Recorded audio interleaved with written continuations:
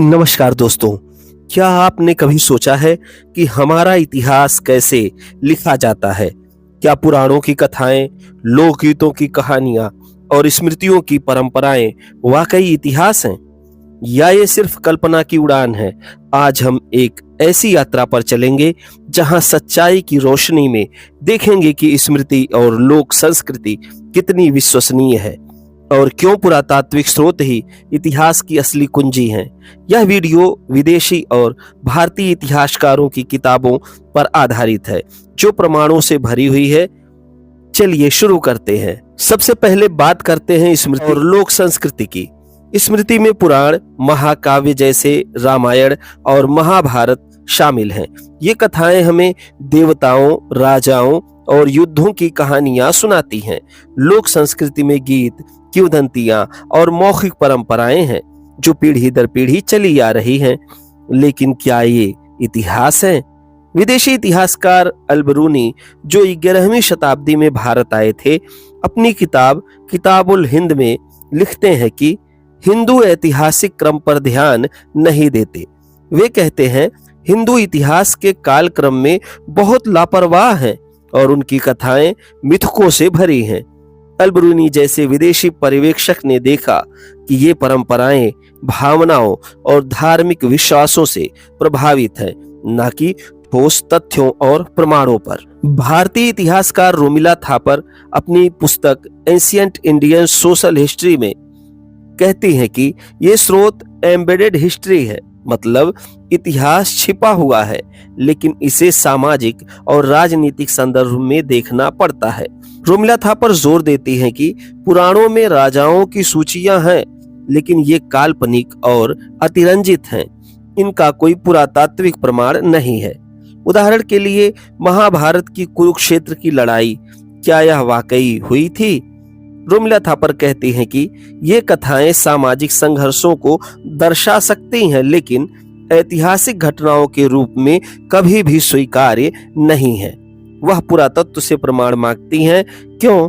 क्योंकि बिना ठोस अवशेषों के ये सिर्फ और सिर्फ मिथकीय कहानियां बनकर रह जाती हैं।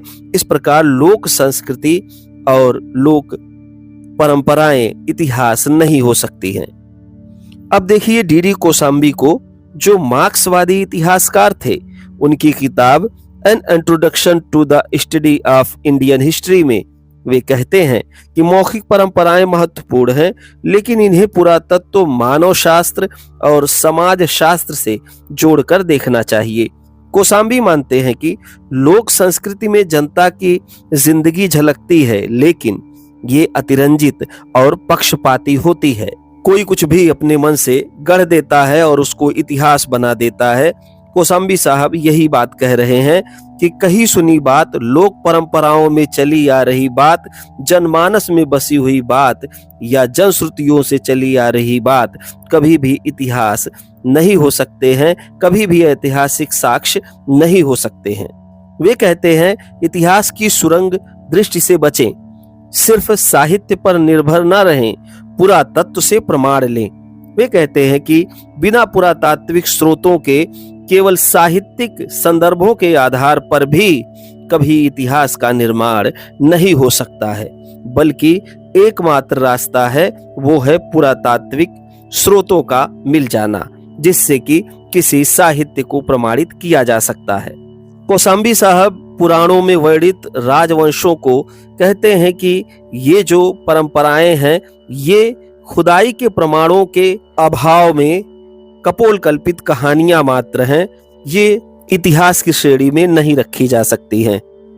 इरफान हबीब, एक और प्रमुख भारतीय इतिहास, कहते हैं कि रामायण और महाभारत में कोई ऐतिहासिकता नहीं है। वह कहते हैं झूठा इतिहास राष्ट्र के लिए बीमारी की तरह है। हबीब पुराणों को धार्मिक ग्रंथ मानते हैं, लेकिन उन्हें इतिहास स्वीकार नहीं करते। क्यों? क्योंकि किसी भी पुरातात्विक साक्ष्य से अब तक पुराणों को प्रमाणित नहीं किया जा सका है। वह अल-बरूनी से सहमत हैं कि भारतीय परंपराएं काल क्रम में कमजोर हैं। हबीब की किताबों में जोर है कि लोक कथाएं सांस्कृतिक हैं, लेकिन इतिहास जानने के लिए पुरातात्विक साक्ष्य सबसे महत्वपूर्ण हैं। तो क्यों पुरातात्विक स्रोत ही सही साधन है? क्योंकि ये ठोस हैं। मिट्टी के बर्तन, पाषाण के उपकरण, सिक्के, भवन, शिलालेख, मूर्तियां आदि इसके महत्वपूर्ण पक्ष हैं, महत्वपूर्ण भाग हैं, जिनसे हम किसी कालखंड को प्रमाणित कर सकते हैं, किसी कालखंड के इतिहास का पुनर्निर्माण कर सकते हैं। और यही प्रमाण बताते हैं कि समकालीन रूप से ये किसी समय रहे होंगे, किसी समाज में रहे होंगे।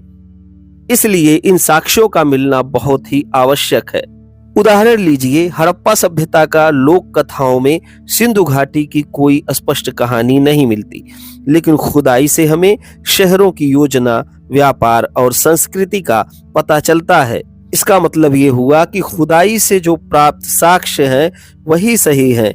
जो कि लोक कथाओं में वर्णित है वो किसी भी कीमत पर सही नहीं हो सकता है। वो कपोल कल्पित भी हो सकता है, बनावटी भी हो सकता है। रोमिला थापर कहती हैं कि पुरातत्व और साहित्य को जोड़कर ही सच्चा इतिहास बनता है। कोसाम्बी ने पुरातत्व से तकनीकी बदलावों का अध्ययन किया, जैसे कृषि और धातु कार्य। विदेशी इतिहासकार जैसे जेम्स मिल और विंसेंट आर्थर स्मिथ ने भी कहा कि भारतीय स्रोत अतिरंजित हैं और पुरातत्व से सच्चाई निकाली जा सकती है, लेकिन भारतीय इतिहासकारों ने इसे आगे बढ़ाया।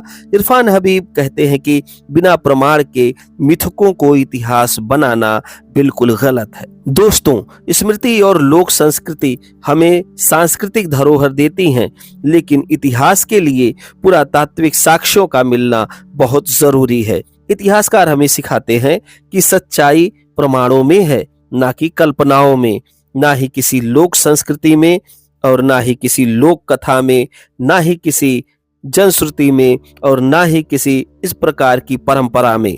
तो इस तरीके से हम लोगों ने यह जाना कि लोक संस्कृति, लोक कथाएं, लोक गाथाएं, महाकाव्य ये इतिहास नहीं हो सकते हैं। इतिहास के लिए पुरातात्विक प्रमाणों का मिलना सबसे आवश्यक है। बिना पुरातात्विक प्रमाणों के केवल कही सुनी बातों को, लिखी हुई बातों को कभी भी इतिहास स्वीकार नहीं किया जा सकता है। समस्त विद्वानों ने लगभग यही बात कहने का प्रयास किया है। आज के लिए बस इतना ही। वीडियो कैसा लगा आप मुझे कमेंट करके अवश्य बताएं। अगर वीडियो पसंद आया हो तो लाइक, शेयर और सब्सक्राइब करें। धन्यवाद। मिलते हैं किसी अन्य वीडियो में।